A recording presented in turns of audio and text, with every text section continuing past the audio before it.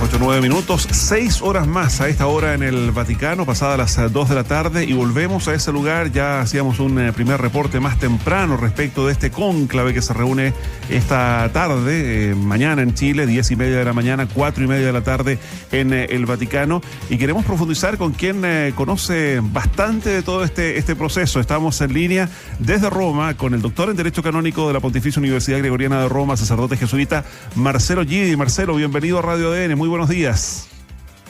Muy buenos días a los que nos escuchan, y a ti, Paula, y a ti, Mauricio. Gracias por el contacto. Gracias a ti, Marcelo, muchísimas gracias. Marcelo, ¿cuál es la sensación, aprovechando que estamos en Italia, a horas de que ya comience este cónclave, un cónclave que desde el punto de vista de los análisis políticos, doctrinarios, si se quiere, ha sido calificado como incierto? Algunos han dicho que es un cónclave el más difícil desde el año 1900, entre otras cosas porque hay demasiados candidatos. Pero ¿cuál es la sensación en Roma en la antesala del inicio de ese cónclave? No sé si la sensación es lo que yo te puedo responder, pero el ambiente que ya se está viviendo desde ayer en la tarde, un ambiente de harta esperanza dentro de lo que es el movimiento, la incertidumbre de poder saber quién es. Yo, por otro lado, me he mantenido bastante lejano de lo que son todos estos grupos de candidatos por este lado, candidatos por este otro lado, porque normalmente siempre había una sorpresa, siempre. Querámoslo o no, nadie pensaba en Juan Pablo II, nadie pensaba en Benedicto XVI, nadie pensaba en Francisco. Entonces, creo yo que entrar en esa lógica de los candidatos, de las líneas fuerza, es como más que nada perder el tiempo, a mi modo de entender. Estoy dispuesto a conversar por eso. Por claro. Marcelo, ¿y por qué siempre se genera esto? ¿Por qué siempre hay una sorpresa? Cuando uno, no sé, si extrapola esto a la política, que a lo mejor ahí está la interpretación incorrecta desde el inicio, los gobiernos quieren continuidad, por ejemplo, y generalmente buscan asegurarla, y en algunos casos aseguran esas reelecciones. Si uno habla como de tendencias o de doctrinas dentro de la Iglesia, uno podría decir, podría pasar lo mismo. ¿Por qué el signo es la sorpresa? ¿Por qué nadie se imaginaba lo de Juan Pablo II, ni lo de Benedicto y después lo de Francisco? Ya, mira, yo creo, te hablo como sacerdote, ¿no? Yo creo que la línea de por qué siempre hay una sorpresa la podemos encontrar en tantas otras partes, pero acaba de terminar la misa que el cardenal Re pronunció, que es la misa para elegir al Papa, se llama Misa Pro Eligiendo Romano Pontefice, y él dijo una cosa que para mí es por qué hay siempre una sorpresa, y él dice estamos aquí para invocar el auxilio del Espíritu Santo. Y el problema, muchas veces para nosotros católicos, es que queremos condicionar al Espíritu Santo. Pensamos que podemos controlar al Espíritu Santo. Y nosotros sabemos que es imposible. Ahora, siempre nuestras humanidades tienden a querer sobreponernos a lo que es Dios, pero siempre el Espíritu Santo se encarga de elegir el que Dios quiere que sea elegido como Papa. El único modo de por qué siempre hay sorpresa, porque si empezamos con los análisis de lo que tú señalabas justamente, ciertas doctrinas eclesiásticas, ciertas líneas pastorales eclesiásticas, siempre vamos a quedar cortos a lo que el Espíritu Santo quiere que la Iglesia haga a través del Papa que va a ser elegido. Ya, pero de todas maneras, Marcelo Guidi, estamos hablando aquí de seres humanos que van a tener que tomar una decisión, y por eso el análisis periodístico, político para algunos, es el de catalogar a algunos de los cardenales que participan hoy día en más conservadores, en progresistas, en moderados, en ver si tienen más o menos experiencia, porque claro, el propio cardenal Giovanni Battista Re, quien tú citas en esta misa temprano ahí en la Basílica de San Pedro, decía también, va a haber que elegir un papa para este momento de la historia tan difícil y complejo. Acá ha habido algunos cardenales que dicen, a ver, aquí estamos eligiendo no al reemplazante de Francisco, estamos eligiendo a la cabeza de la Iglesia. Y por lo mismo estamos eligiendo al sucesor de Pedro. Ya, pero es equivocado hablar de conservadores y progresistas, por ejemplo. A ver, desde un punto de vista de un análisis organizacional, no es equivocado. De hecho, hay líneas, todos sabemos que pertenecemos a distintas corrientes dentro de lo que es la Iglesia, de líneas más estáticas, líneas más movibles, más dinámicas.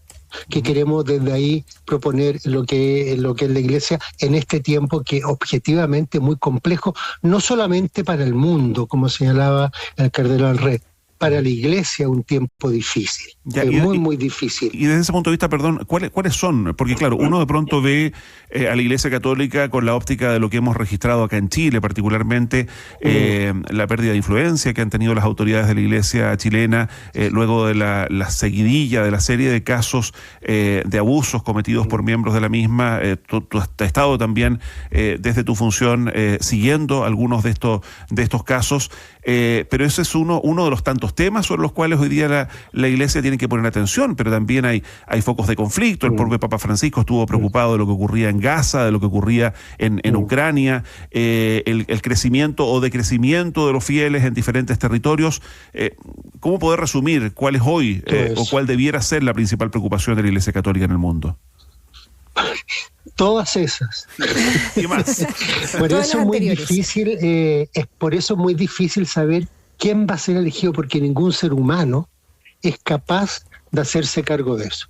Entonces lo que uno puede decir, atisbar o prever, es que el Papa próximo tenga una personalidad, un carácter que le ayude a trabajar con otros. Y no solamente trabajar desde acá, sino que trabajar en cada lugar donde hay un conflicto, donde hay una necesidad, donde hay personas que buscan una solución para sus vidas, ¿no? Donde cómo mejorar lo que es, en términos muy generales, la calidad de vida del ser humano de hoy en día. Y eso pasa por un trabajo en conjunto. Una de las líneas que se supone que se deberían continuar es lo que está dentro del término la sinodalidad.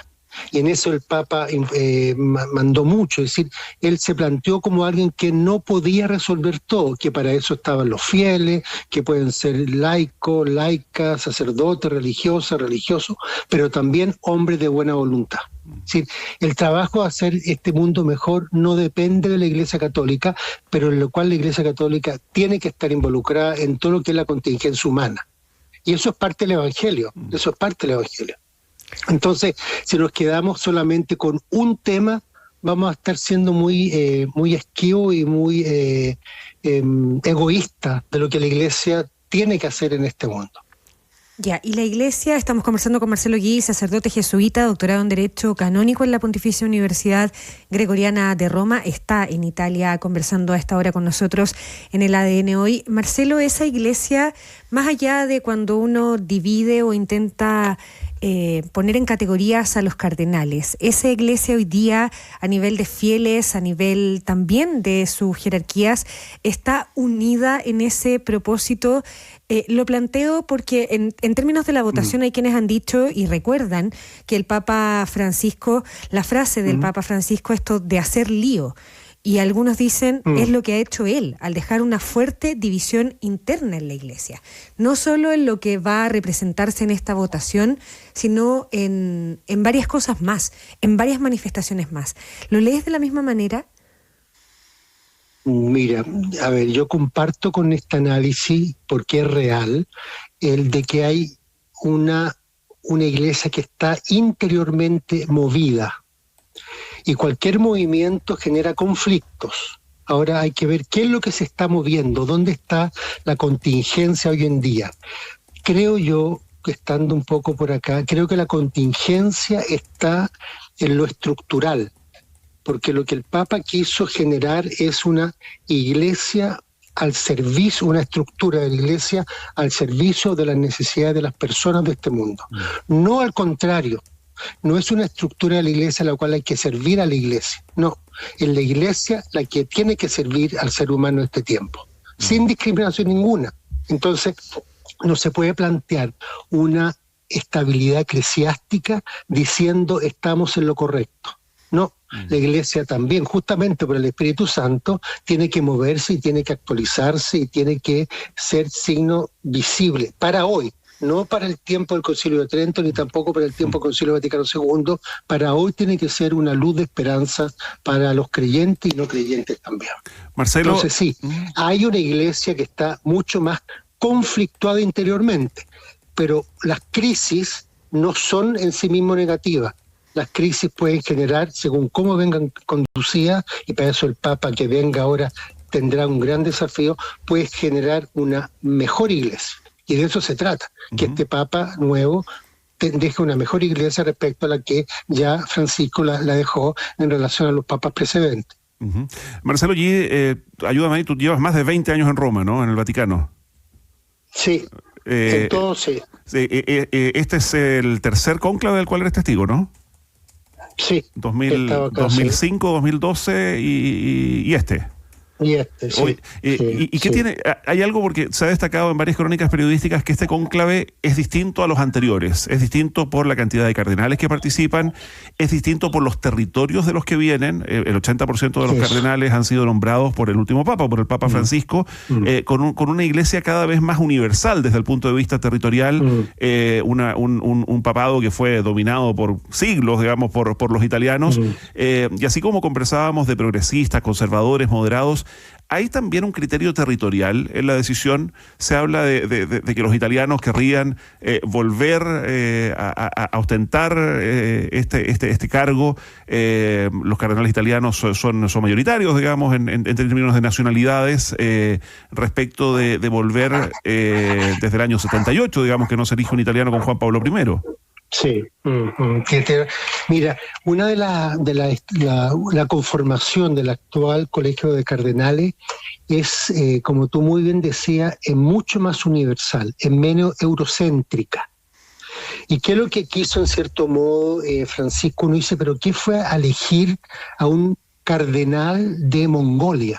Que es un ejemplo que Pues bien, ese cardenal de Mongolia, una iglesia que no tiene más de 2.000 creyentes, es un cardenal que representa un área geográfica de la Iglesia Católica muy importante, y el cual cardenal tiene mucha respetabilidad respecto a los otros pastores y del pueblo de Dios ahí presente. Entonces, más que solamente territorio, lo que el Papa trae son personas que traen una experiencia eclesial renovada, nueva, no tan cansada como la europea o la occidental, menos complicada desde el punto de vista de la doctrina o de la estructura, sino que mucho más vital por lo que es un periodo de la evangelización. Entonces, yo creo que eso puede ser una virtud de este actual cónclave.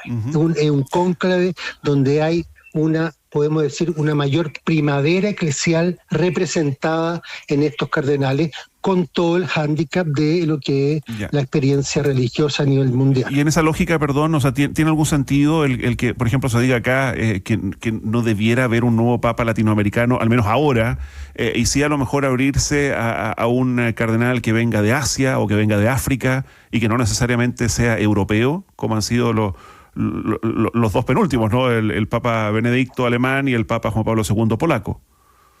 Claro, pero hay tantos otros cardenales europeos que no están en Europa como cardenales. Han hecho toda su historia eclesial fuera de Europa. Entonces, yo no hablaría tanto de nacionalidad, sino que hablaría más ya de representatividad eclesiástica. ¿De dónde vienen? ¿De dónde vienen? Porque lo que el Papa generó, y volviendo a lo que decía Paula, esta incomodidad, y que el Papa insistía en que las cosas se pueden hacer de otro modo. Por eso hay tanto conflicto organizacional aquí en el Vaticano, justamente por esto, porque no se pensaba que se podía hacer de otro modo, o que haciéndolo de otro modo, la doctrina o el dogma de la Iglesia iba a desvalorizarse o a perder vitalidad. Y no ha sido así, no ha sido así. Marcelo Guidi, sacerdote jesuita, doctorado en Derecho Canónico en la Pontificia Universidad Gregoriana de Roma, desde la capital italiana. Muchísimas gracias por esta conversación con ADN hoy. A ustedes, que estén muy bien, y esperamos que ya próximamente tengamos un buen Papa. ¿Hay alguna estimación de cuándo podría salir literalmente humo blanco? Como de acuerdo a la experiencia, más bien, ¿no? Yo creo que dentro del viernes en la noche podrá salir. Ya, o sea, más tardar, es una votación hoy día y de ahí en adelante 2 en la mañana, 2 en la tarde. O sea, podría ser en la sexta, séptima votación, por ahí. En la séptima sí puede ser. Eso es relativamente corto. Aventuras que uno ve por el ambiente que hay por acá. No va a ser muy largo. Marcelo, no va a ser muy largo. Gracias, buen día. A ustedes, que estén muy bien. Igualmente. Adiós. Gracias.